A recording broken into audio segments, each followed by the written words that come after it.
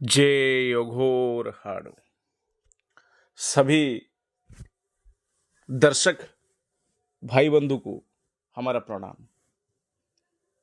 जैसे ही हमने आप सबको कहे थे, यक्षिणी की उत्पत्ति, इनकी साधना कैसे करे, नियम, इस विषय में चर्चा किया जाएगा।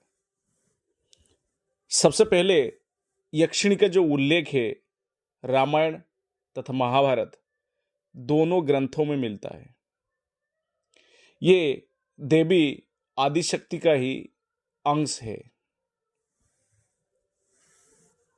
तो पहले जानते हैं इनकी उत्पत्ति कैसे हुई। उससे पहले जानते हैं यक्षिणी और जितने भी यक्ष है उन सबकी स्वामी यानी राजा यक्षराज कुबेर ही है। और यक्षिणी जितने भी है उनको देवी का ही स्वरूप माना जाता है। कई जगह यक्षिणी की पूजा भी किया जाता है। और रामायण में इनकी क्या सबूत है, महाभारत में क्या सबूत है, आप सबको बताया जाएगा। यक्षिणी की उत्पत्ति कैसे हुआ उस विषय में मैं आपको पहले बता देता हूं। जैसे माता सती और भगवान शिव के विच्छेद के पश्चात आप सबको पता है राजा दक्ष की यज्ञ में जैसे माता सती ने अपने आप को बलिदान कर दिए, उसके पश्चात शिव बहुत काल के लिए, अनंत काल के लिए ध्यान मग्न में चले गए थे। जब इस संसार की भारसाम्य बिगड़ने लगा, असुरों की ताकत बढ़ने लगा, देवताओं के ऊपर अत्याचार जब बढ़ने लगा, तब शिव और पार्वती के मिलन कराने का समय आ गया था।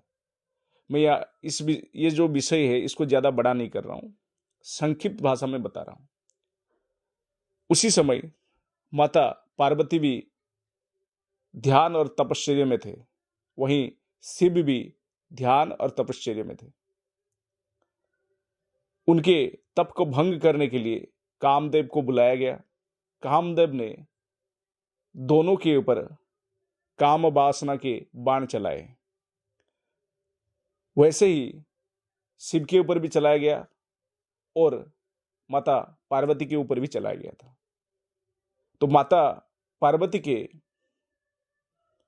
आज्ञा चक्र से और पूरे शरीर से पसीना निकलने लगा।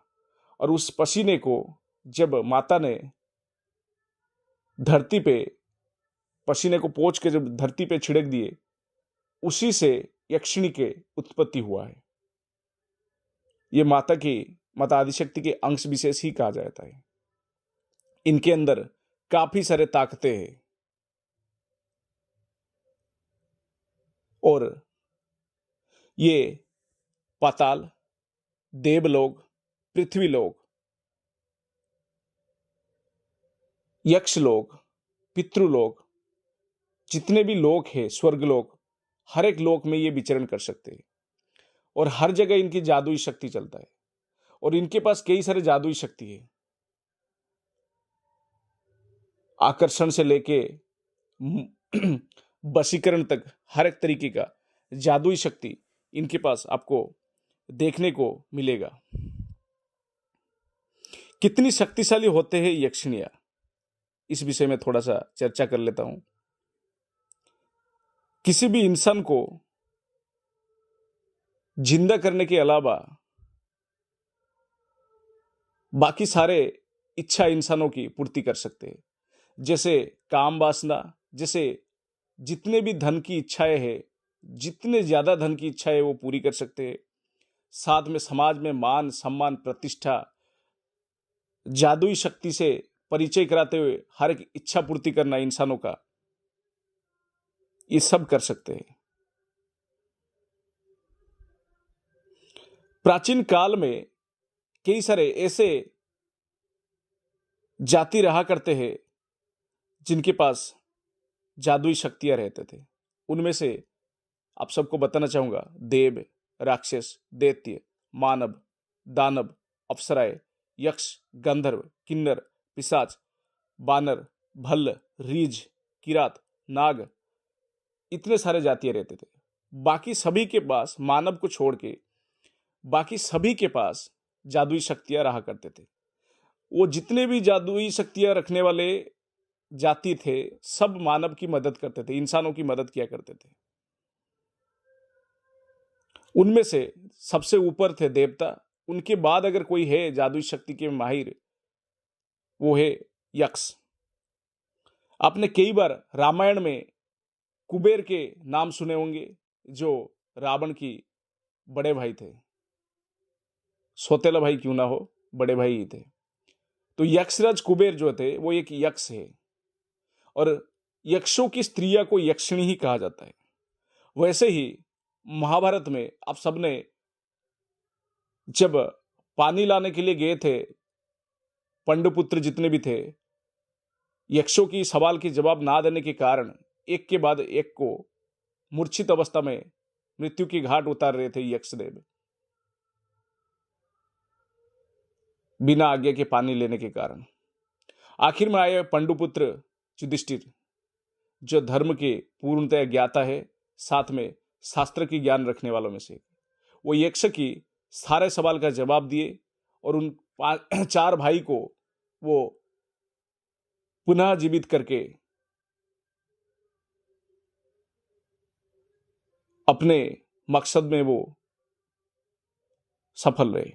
वहां भी आपको यक्षों की जिक्र देखने को मिला है।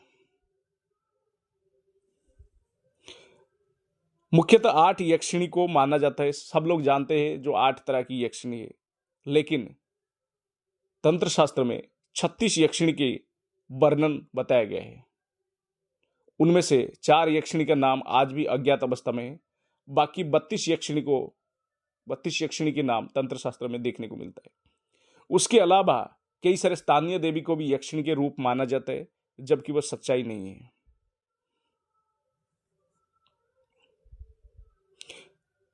यक्षिणी सिद्ध करने के लिए मनुष्य को पूर्ण विधि विधान के साथ, तंत्रोक्त विधि विधान के साथ सिद्ध किया जाए तो जल्दी ही सिद्ध होते हैं। इनको ज्यादातर पत्नी, प्रेमिका, माता के रूप में सिद्ध किया जाता है। आप सबने सुने होंगे जो 8 मुख्य यक्षिणी सुरसुंदरी, मनोहारिणी, रतिप्रिया, कामिनी, अनुरागिणी, कनकावती, पद्मिनी, कामेश्वरी, नटी और विचित्रा।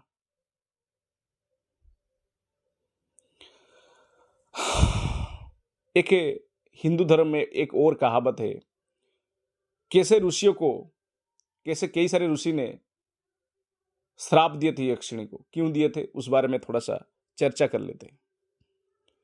सबसे पहले बात आते है ऋषि विश्रवा की।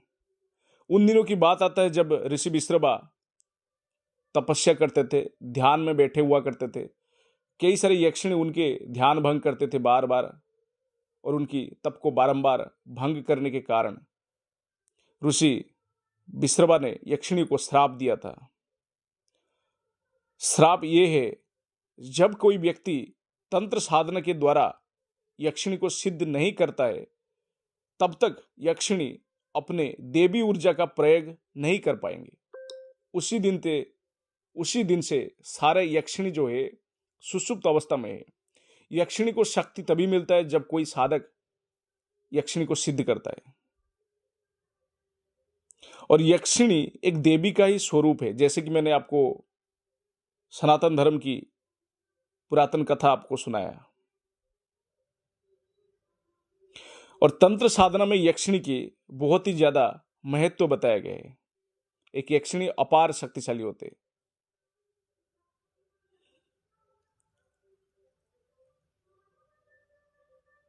अधिकतर मनुष्य यक्षिणी की साधना धन पाने के लिए, शारीरिक सुख के लिए, व्यापार में लाभ के लिए, सांसारिक विलासिता, कई बार यक्षिणी से वरदान लेकर संतान प्राप्ति के लिए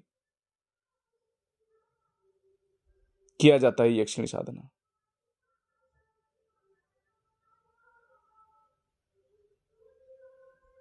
आप सबको बताना चाहूंगा, यक्षिणी जो है अप्सरा, किन्नरी, योगिनी की तरह शक्तिशाली ही होते हैं। समस्त मनोकामना पूर्ति करने के लिए यक्षिणी को जल्द सिद्ध होने में भी माहिर है।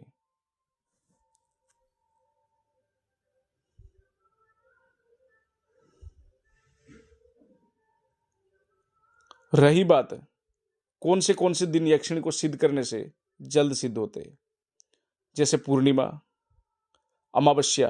अमावस्या पे हर एक यक्षिणी की साधना नहीं किया जाता है, लेकिन पूर्णिमा में हर तरह का यक्षिणी साधना किया जाता है, और ये रात्रिकालीन साधना ही है। और यक्षिणी साधना करने से आप सबको हर तरीके का मनोकामना पूर्ति होता है। हाँ, कुछ सवाल जो जानना आप सबको जरूरी है, जो एक सिद्ध साधक ही बता सकता है। यक्षिणी साधना से पूर्व कम से कम 16 बार रुद्राभिषेक करें, और यक्षिणी साधना से पूर्व शिव और यक्षराज कुबेर की आज्ञा लेकर ही साधना में बैठा करें। उच्च कोटि की यक्षिणी साधना आप करते हो तो 21,000 महामृत्युंजय मंत्र का अनुष्ठान पहले करें, उसके बाद करें। बाकी आप सामान्य यक्षिणी की साधना कर रहे हो तो बिना अनुष्ठान के भी किया जा सकता है। कुछ लोग सोचते हैं कि यक्षिणी को भूतनी प्रेतनी जैसा होते हैं, जबकि ऐसा नहीं है। भूतनी और प्रेतनी जो है इतर योनि शक्तियां है, ठीक है। और ये यक्षिणी जो है, जैसे आप सबको बताया, ये देवी का ही एक अंश है। और जैसे कि मैंने आप सबको कहा, 36 यक्षिणी के पास 36 अलग अलग तरह की शक्तियों की मालकिन है। ध्यान के साथ कोई व्यक्ति पूर्ण विधि विधान के साथ सही मंत्र की कोई जप करता है तो यक्षिणी जल्दी ही सिद्ध होते हैं। इसके पीछे के कारण, यक्षिणी अपने पूर्ण शक्ति के साथ पूर्ण स्वरूप में आना चाहते हैं। यह कब मिलेगा उनको? जब कोई व्यक्ति तंत्र साधनाएं करके उनको सिद्ध करेगा।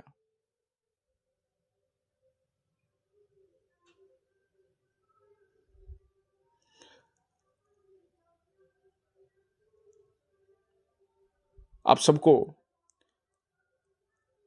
बताना चाहूंगा, मेरे स्वयं के गुरुजी जो थे 1008 श्री हरेश्वर महाराज, उन्होंने इस यक्षिणी को सिद्ध किए थे। जितना दिन वो जिंदा रहे, आजीवन वो स्वस्थ रहे और उनकी हर एक इच्छा पूर्ति रहा है। ये मुख्य 8 यक्षिणी में नहीं आता है जादूगरिणी महेंद्री यक्षिणी। ये उन 32 यक्षिणी में आता है जो सामान्य यक्षिणी के श्रेणी में आता है। यक्षिणी की साधना 7 रात्रि, 14 रात्रि, 11 रात्रि, 21 रात्रि की अलग अलग यक्षिणी की अलग अलग तरीके के साधना विधान है। उनमें से जो महेंद्री जादूगरिणी यक्षिणी है, जो महेंद्री यक्षिणी के मूल स्वरूप है, इसकी साधना जो है 1 रात्रि की ही है।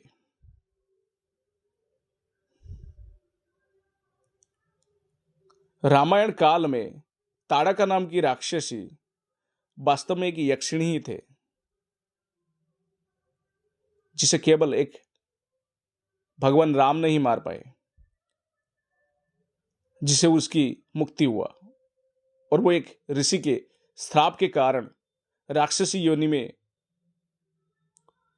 पैदा हुए।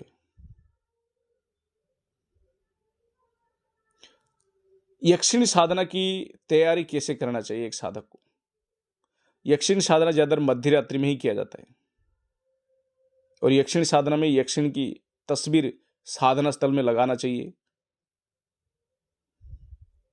ये जो यक्षिणी महेंद्री जादूगरिणी यक्षिणी बहुत ही अलग तरीके का साधना है। हर एक यक्षिणी के 2 तरीके से साधना किया जाता है, एक तामसिक और सात्विक तरीके से।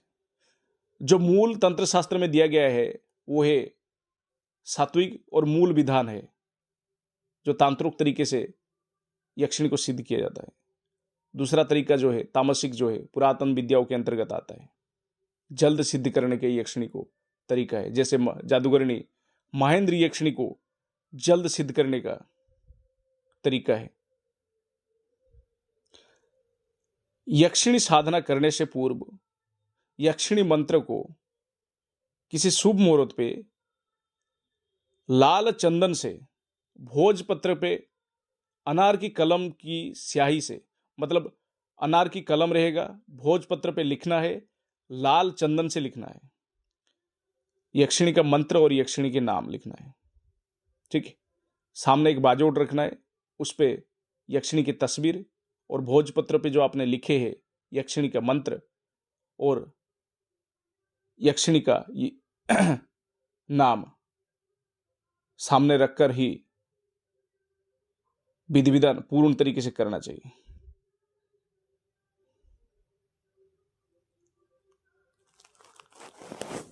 हर तरीके का मनोरथ को पूरा करने के लिए यक्षिणी साधना किया जाता है। सभी को शुभ रात्रि, जय गरुड़।